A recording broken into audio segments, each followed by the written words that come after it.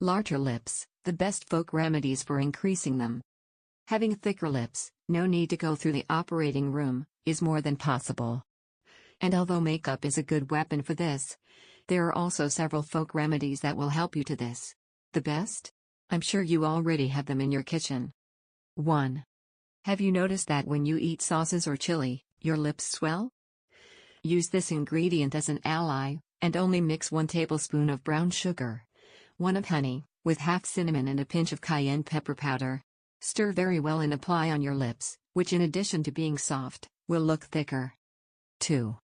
And speaking of exfoliation, there is no easier and more effective method to have thicker lips than this technique. You can do it gently with a toothbrush, or with a slightly wet towel. You can also create your own scrub by mixing a spoonful of coconut oil or honey with 1 of chewed sugar. 3. Another good trick for this is to use menthol, an ingredient that in addition to refreshing your lips, will give them a volume effect. Make your own balm by mixing 3 to 5 drops of menthol oil into a little Vaseline, and you're done. Then you can apply a vibrant lipstick to intensify the result. 4.